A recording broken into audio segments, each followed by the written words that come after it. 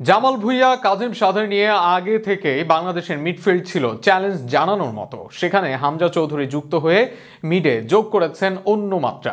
সামিদ সোমের অন্তর্ভুক্তি সেটিকেও বাড়িয়েছে বহু গুণে। এদের সঙ্গে আছেন দেশি হৃদয়, মোরসালিন, শাকিলরা।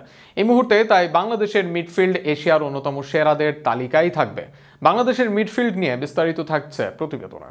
আধুনিক ফুটবলে মাঝমাঠ খেলার নিয়ন্ত্রণ করে গত কয়েক বিশ্বকাপ জয়ী দলের নাম দেখলেই অনুমান করে নেওয়া যায় মাঝমাঠের ভূমিকা কি। এমনকি শক্তিশালী ডিফেন্স ও আক্রমণ দিয়ে ব্রাজিলের দুর্দশার কারণেই মিড। উল্টো চিত্র আর্জেন্টাইন শিবিরে এনজো ম্যাকলিস্টারদের কল্যাণে বিশ্বরাজ করছে আলভেসেলেস্তারা। সেই মিডের যুগে প্রবেশ করেছে দেশি ফুটবল। এমনিতেও দেশের ফুটবলের ক্রিটিক্যাল সময়ে দলের শক্ত অবস্থান ছিল মাঝমাঠ। জাতীয় দলের অধিনায়ক জামাল ভুঁইয়া মাঝমাঠে নেতৃত্ব দিতেন। তার সাথে থেকেছেন আরেক প্রবাসী কাজেম শাহ। এছাড়াও ঘরোয়া লিগ থেকে আসা হৃদয় বা শাকিলদের পারফরমেন্সও সবার কাছে মানানসই। দক্ষিণ এশিয়ার মান অনুসারে বেশ সবল ছিল বাংলাদেশের মাঝমাঠ। তবে বর্তমানে বাংলাদেশের মাঝমাঠ যেন অন্য পর্যায়ে চলে গিয়েছে। দক্ষিণ এশিয়ার গণ্ডি পেরিয়ে এশিয়ান ফুটবলের অন্যতম শক্তিধর মাঝমাঠে পরিণত হয়েছে বাংলাদেশের মাঝমাঠ। আর বাংলাদেশের ফুটবলে সে শক্তি দিয়েছে বিশ্বমানের দুই মাঝমাঠ। ইপিএল খেলা হামজা চৌধুরী দেশে এসেছিলেন আগেই। তার সাথে দেশের হয়ে খেলার সিদ্ধান্ত নিয়েছেন কানাডিয়ান সামিদ সোমের। দেশের হয়ে খেলার জন্য গ্রিন সিগন্যালও দিয়েছেন সামিদ। কানাডা জাতীয় দলের হয়ে 2 ম্যাচ খেলা ও সে দেশের শীর্ষস্থানীয় লিগে খেলা সামিদের জন্য জাতীয় দলে খেলা এখন অনেকটা সময়ের ব্যাপার। আর তাতেই যেন মিডফিল্ডে অন্য মাত্রা যুক্ত হবে বাংলাদেশের।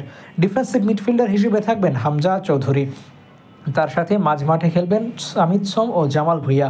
এই তিনজনের skill, ball control, long ball মাঝমাঠ বাড়াবে অফুরন্ত ক্রিয়েটিভিটি। একই সাথে ডিফেন্সিভে বাড়বে আরও শক্তি।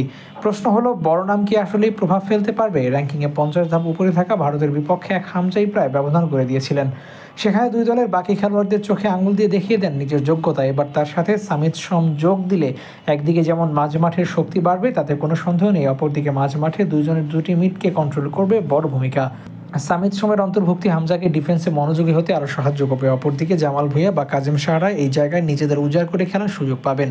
যদি এক হামজাতেই ভারত নিজেদের মাঠে নড়েচড়ে বসে ফরওয়ার্ডদের ব্যর্থরূপ না থাকলে তাহলে লজ্জার দিন গণে সেখানে এবার তো যুক্ত হলো আরও একজন। অন্তত মাঝমাঠের ব্যাটেলে এশিয়ার অন্য অনেক দেশের চোখে চোখ রেখেই লড়াই করতে পারবে বাংলাদেশ দল। আর সেই লড়াই করে এগিয়ে যাক বাংলাদেশের ফুটবল, এমনটাই চাওয়া লাল সবুজের ভক্তদের।